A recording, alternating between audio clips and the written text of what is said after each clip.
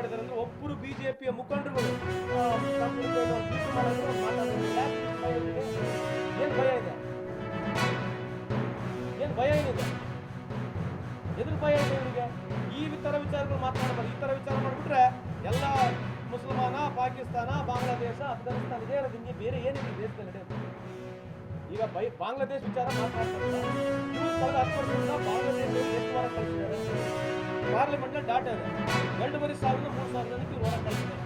ನಮ್ಮ ಕಾಲದಲ್ಲಿ ಸುಮಾರು 80,000 ಜನ ಕಳಿಸಿದ್ದೀವಿ. ಇದ್ರ ಬಗ್ಗೆ ಚರ್ಚೆ ಮಾಡ್ತಾರ? ದಿನ ಬೆಳಿಗ್ಗೆ ಅಂದ್ರೆ ಬಾಂಗ್ಲಾದೇಶ ವಿರುದ್ಧ ಮಾತಾಡ್ತಾರೆ. 18 ಲಕ್ಷ ಮೆಟ್ರಿಕ್ ಟನ್ ಅಷ್ಟು 50 ರೂಪಾಯಿನಲ್ಲಿ ಡೀಸೆಲ್ ಇವತ್ತು ಭಾರತ ಸರ್ಕಾರ ಬಾಂಗ್ಲಾದೇಶಕ್ಕೆ ಕೊಡ್ತಾ ಇದೆ. 18 ಲಕ್ಷ ಮೆಟ್ರಿಕ್ ಟನ್ ಡೀಸೆಲ್ 50 ರೂಪಾಯಿ ಕೊಡ್ತಾ ಇದೆ. ಇದು ಯಾರು ಕೇಳಬೇಕಿಲ್ಲ? ಬಾಂಗ್ಲಾದೇಶ ದಿನ ಬೆಳಿಗ್ಗೆ ಬೈಯಲಿದೆ. ಬಾಂಗ್ಲಾದೇಶವ್ರು ಒಳಗೆ ಬರ್ತಾರೆ ಅಂತ ಇವ್ರು ಹೇಳ್ತಾರೆ. ಬಾರ್ಡರ್ ಸೆಕ್ಯೂರಿಟಿ ಫೋರ್ಸ್ ಯಾರಿಗೆ ಕಾಪಾಡ್ತಾರೆ? ಈ ದೇಶದ ಹದ್ದುಬಸ್ತನ್ನು ಯಾರು ಕಾಪಾಡೋದು? ರಾಜ್ಯ ಸರ್ಕಾರಗಳು ಕಾಪಾಡ್ತಾವ? ಕಾಪಾಡೋದು ಯಾರು? ಈ ದೇಶದ ಬಾರ್ಡರ್ ಕಾಪಾಡೋದು ಯಾರು? ಕೇಂದ್ರ ಸರ್ಕಾರ. ಕೇಂದ್ರ ಸರ್ಕಾರನೇ ಅಲ್ಲ ಹೇಳ್ತದೆ. ಅಲ್ಲಿಂದ ಹೊರಗೆ ಬಾಂಗ್ಲಾದೇಶಿಯವ್ರು ಬರ್ತಾರೆ. ಅದ್ರಿ ನಾಚಿಕೆ ಮಾನ ಮರ್ಯಾದೆ ಏನೇನೈತೆ ಅಂತ ಇವರೇ ಸರ್ಕಾರದಲ್ಲಿ ಅನುಭವಿಸ್ತಿದ್ದಾರೆ. ಇವರೇ ಹೇಳ್ತಾರೆ ಬಾಂಗ್ಲಾದೇಶವ್ರು घुसपैठिया अंदर है, हम घुसपैठियों को बाहर निकालेंगे ಅಂತ ಇವರೇ ಹೇಳ್ತಾರೆ.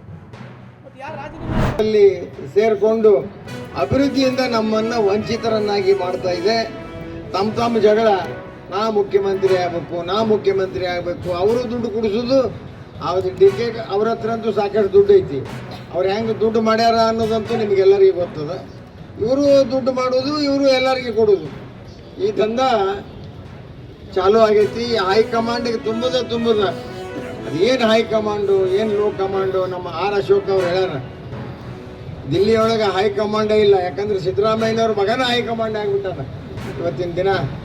ಅವರು ಹೇಳ್ಯಾರ, ಡಿ ಕೆ ಶಿವಕುಮಾರ್, ನಾವಲ್ಲ. ಡಿ ಕೆ ಶಿವಕುಮಾರ್ ಹೇಳ್ಯಾರ, ಯತೀಂದ್ರನ ಹೈಕಮಾಂಡ್ ನಮ್ಮ ಹೈಕಮಾಂಡ್ ಅಂತ ಹೇಳ್ಯಾರ. ಈ ಸ್ಥಿತಿಗೆ ಇವತ್ತು ರಾಜ್ಯವನ್ನು